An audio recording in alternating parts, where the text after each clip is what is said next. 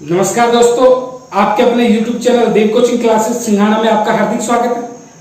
आज जो अपन बात कर रहे हैं वो ब्लड रिलेशन के रक्षमन के वीडियो पार्ट नंबर 2 के बारे में बात कर रहे हैं।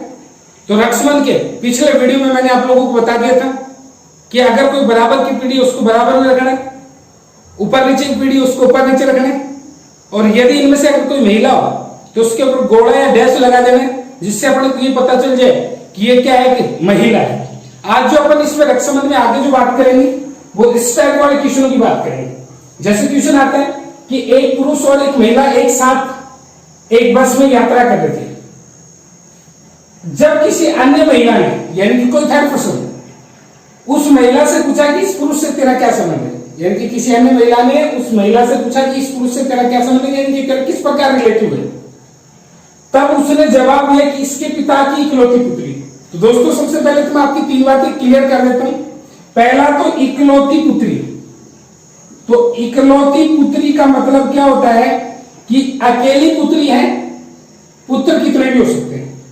इकलौती पुत्री यानी कि पुत्री तो एक है, पुत्र कितने भी हो सकते हैं। दूसरी बात, इकलौता पुत्र। इकलौता पुत्र का मतलब पुत्र एक है, बाकी पुत्री कितने भी हो सकती है। उसके बाद तीसरी बात है इकलौती संतान। तो इकलौती संतान का मतलब एक ही संतान है, वो चाहे पुत्र है और चाहे पुत्री है। तो तीनों बात क्लियर होगी। इकलौती पुत्री का मतलब एक पुत्री, पुत्र कितने भी हो सकते हैं। इकलौता पुत्र का मतलब एक पुत्र, पुत्री कितने भी हो सकती है। और इकलौती संतान का मतलब एक संतान है, चाहे वो पुत्र हो और चाहे वो पुत्री हो। अब ये चीज तो आपकी क्लियर होगी। अब यहां पे इस क्वेश्चन पे आते हैं तो इस पुरुष से तेरा क्या संबंध है। तो उस महिला ने क्या जवाब दिया कि इसके पिता, यानी कि ये जो पुरुष है, पुरुष का रिलेशन बता रही कि इसके पिता। तो दोस्तों डायरेक्ट सीधा रिलेशन निकालो। अब पुरुष खुद को मान लो तो अपने पिता की इकलौती पुत्री, अपने पिता की इकलौती पुत्री कौन होगी, अपनी बहन होगी का भाई। तो इसका मतलब का इकलौता भाई, का इकलौता भाई हो। तो इकलौता भाई, तो इसका मतलब अपनी बहन का इकलौता भाई कौन हो गया, अपन स्वयं। तो इसका मतलब ये जो है ये पुरुष क्या है, स्वयं। यानी कि इसके पिता की इकलौती पुत्री, यानी कि इस पुरुष के पिता की इकलौती पुत्री, यानी उसकी बहन का इकलौता भाई, यानी कि पुरुष क्या हो गया, स्वयं हो गया। अब आगे क्या होगी, मेरे पिता, यानी कि ये जो महिला है, ये जो महिला है, महिला बोल रही है मेरे पिता, यानी कि महिला का पिता के इकलौते पुत्र, यानी कि महिला के पिता का इकलौता पुत्र महिला का भाई होगा। अगर अपन महिला हो तो अपने पिता का इकलौता पुत्र अपना भाई होगा कि नहीं होगा, कि इकलौती बहन, यानी कि यहां पे भी रिश्ता क्या आ गया, महिला स्वयं का ही आ गया, का पति है, यानी कि इस महिला स्वयं का ये क्या है, पति है। तो क्वेश्चन में ये पूछा गया कि उस पुरुष का महिला से क्या संबंध है, तो अपना आंसर क्या है, उस पुरुष का उस महिला से क्या संबंध हो गया, पति का हो गया। एक बार दोबारा से देख सकते हो कि इस पुरुष से तेरा क्या संबंध है। दूसरे जवाब दिया कि पिता की इकलौती पुत्री, यानी कि उस पुरुष की बहन का इकलौता भाई, यानी कि पुरुष स्वयं। मेरे पिता यानी कि महिला के पिता का की इकलौते पुत्र, यानी कि महिला के पिता का इकलौते पुत्र, यानी महिला का भाई की बहन, यानी कि महिला स्वयं का पति, यानी कि महिला का स्वयं का पति ये पुरुष है। तो उस पुरुष का, तो मैंने पिछले वीडियो में बताया था कि रिलेशन जब भी पूछा जाए तो जिसके सामने का वर्ड लगता है वही जो लगता है वही अपना आंसर होगा। तो उस पुरुष का उस महिला से क्या संबंध है, तो इसका मतलब इस पुरुष का उस महिला से क्या संबंध है, तो इसका मतलब पुरुष का महिला से क्या संबंध है, तो इसका मतलब पति का। और अगर इस क्वेश्चन ये कावर्ड इस महिला के लिए लगता कि उस महिला का पुरुष से क्या संबंध है, तो इसका मतलब उस स्थिति में ये क्या होता, पत्नी का। तो दोस्तों इस टाइप के क्वेश्चन में एक ही बात ध्यान रखें, वो क्या कि जो भी बात बोलेगी उससे आप फर्स्ट पर्सन का डायरेक्ट रिलेशन निकालो। कि उसके पिता का पिता, पिता का पिता, इस तरीके से कुछ भी बोला जाए तो डायरेक्ट रिलेशन क्या है।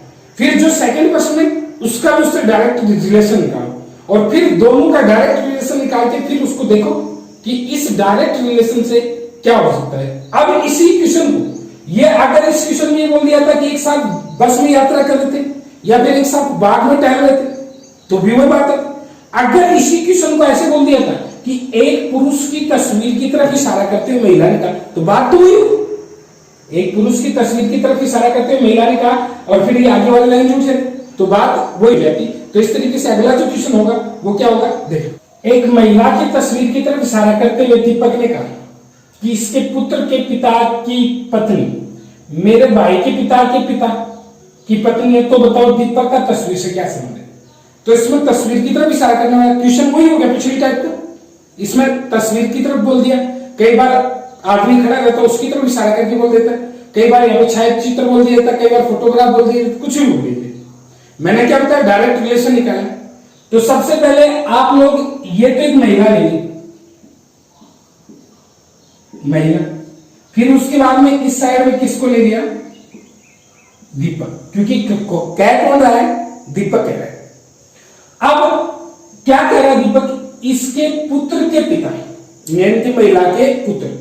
अब खुद भी कंपेयर कर लो, अपन है महिला मान लो, अपने पुत्र का पिता यानी कि अपना पुत्र का पिता यानी कि अपना पति हो गया के पिता, और अपने पति का पिता कौन हो गया, अपना ससुर हो गया की पत्नी। तो अपने ससुर की पत्नी यानी कि इस महिला की क्या होगी भाई, सास। एक बार दोबारा से देख लो, इसके पुत्र यानी कि उस महिला के पुत्र, तो महिला खुद मान के चल रहे हो, तो अपना पुत्र के पिता यानी कि अपना पति, ठीक है, के पिता यानी कि अपना ससुर, की पत्नी यानी कि अपनी क्या हुई, सास, यानी कि महिला की सास। ये डायरेक्ट रिलेशन आ गया महिला से। अब दीपक क्या बोल रहा है, मेरे भाई, तो अगर अपन दीपक हो तो अपना भाई के पिता। अब दीपक अपना भाई है तो अपने भाई का पिता कौन हो गया, अपना पिता के पिता। अपना पिता का पिता कौन हो गया, अपना दादा हो गया। की पत्नी, तो अपने दादे की पत्नी क्या होगी भाई, दादी, ये दादी होगी। तो बताओ दीपक का उस तस्वीर से क्या संबंध है, यानी कि जो महिला की सास लगती है ना वो दीपक की दादी लगती है, जो महिला की सास लगती है वो दीपक की क्या लगती है, दादी। अब एक बात बताओ, अगर अपन दीपक हूं तो अपनी दादी किसकी सास लगेगी, या तो अपने फूफे की या अपनी मां की, अपनी माता की। भाई अपना फूफा जी है उनकी भी सास लगेगी अपनी दादी, और एक अपनी माता जी है उसकी भी अपनी क्या लगेगी, सास। तो इसका मतलब दीपक की दादी इस महिला की सास है, तो इसका मतलब ये महिला दीपक की मां होगी। भाई ये महिला जो है ये दीपक की क्या होगी, मां होगी कि नहीं होगी। अब क्वेश्चन में पूछा है तो बताओ दीपक का तस्वीर से क्या संबंध है। अब ये महिला तो दीपक की मां है, लेकिन कावड़ किसके सामने भी, दीपक। तो दीपक का तस्वीर से क्या संबंध है, तो अपना जो आंसर आ गया वो दीपक का तस्वीर से क्या संबंध है, तो इसका मतलब दीपक तस्वीर का क्या लगता है, पुत्र।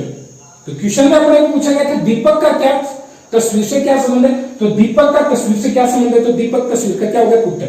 और अगर इसी क्वेश्चन में पूछ लिया था तस्वीर का दीपक से क्या संबंध है, तो तस्वीर का दीपक से क्या संबंध है, तो तस्वीर दीपक की क्या लगेगी, मां। मैंने बताया जिसके सामने कावड़ हो वो जो लगता है वही अपना क्या होगा, आंसर। तो ऐसे क्वेश्चन को करने के लिए सीधी सी बात है, वन लाइन यानी कि सीधा संबंध निकालो, और सीधा संबंध निकाल के दोनों पक्षों का, फर्स्ट पर्सन और सेकंड पर्सन का, और फिर उनका जो रिलेशन है उनको मैच करो, ठीक है, और फिर वो जो रिलेशन आता है वही अपना आंसर हो जाएगा। इसी प्रकार और भी आगे मजेदार वीडियो पाने के लिए मेरे चैनल को लाइक करें, शेयर करें, सब्सक्राइब करें।